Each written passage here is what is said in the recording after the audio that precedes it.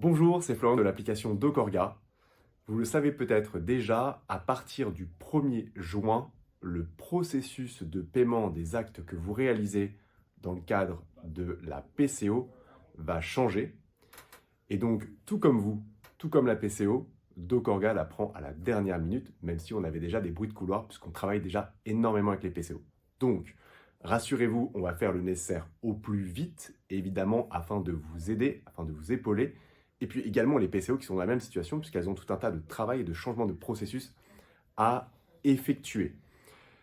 On vous a préparé un petit tableau pour vous expliquer dans quelle mesure ça change et ce que ça va impacter et les points sur lesquels, dans DocOrga, on effectue des changements. Pour nous, ce sujet est extrêmement important puisqu'on produit plus de 50% des factures émises à destination des PCO. Donc si on ne fait pas ces modifications, eh bien voilà, on retourne un peu à l'âge de pierre avec des points qui sont plus ou moins importants, stratégiques, sur lesquels je vais revenir et sur lesquels la CPM s'est positionnée ou envoyer des informations. Donc on va broder, on va faire comme on peut pour vous accompagner. Pour le petit schéma, donc je vais mettre sur le côté, qu'on a essayé de faire, je vais faire un peu le prof, désolé, mais en gros, pour résumer, tous les actes que vous réalisez à partir du 1er juin doivent rentrer dans le cadre de ce nouveau processus. Donc demain, samedi. Donc, au lieu d'émettre des factures, vous allez réaliser des CERFA. C'est la même chose, c'est un document différent, mais qui a d'autres informations. Ces CERFA, ça serait trop simple, ils ne sont même pas encore connus, mais on a quand même quelques pistes pour savoir à quoi ils ressembleront et ce qu'ils contiendront, ça on le sait.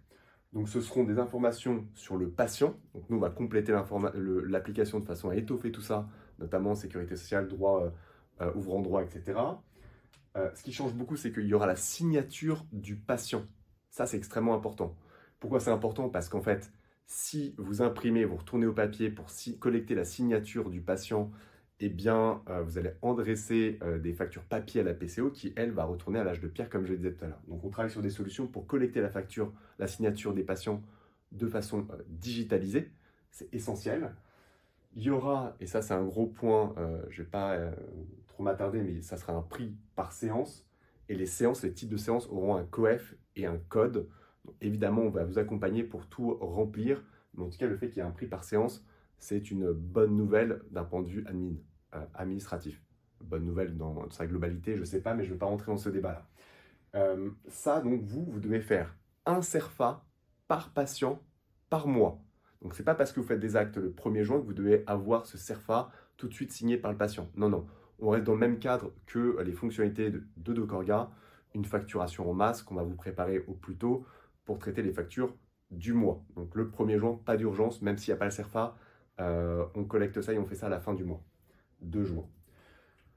Vous collectez vos CERFA, vous les faites signer par les patients, ensuite vous les transmettez à la PCO qui va les valider et faire eux-mêmes des bordereaux par patient, etc. pour les envoyer ensuite à la CPAM.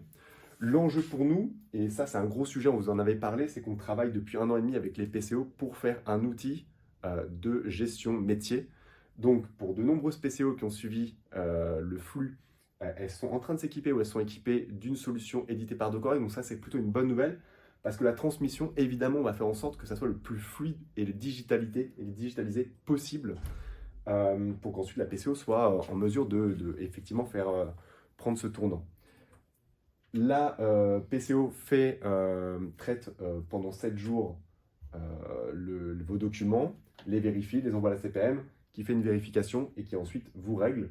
Alors voilà, j'ai mis M+1, je ne sais pas, mais normalement, si tout ça est bien fait et si on arrive chez DocOrga à bien faire les choses, que chacun se met bien au boulot, bah, on espère que le flux de paiement et le paiement sera le plus rapide possible ou raccourci par rapport à certaines procédures actuelles. Voilà, c'est la promesse, on espère, de tout ça. Tout comme vous, je le disais, on apprend au fil de l'eau donc les choses, la façon dont ça va se produire.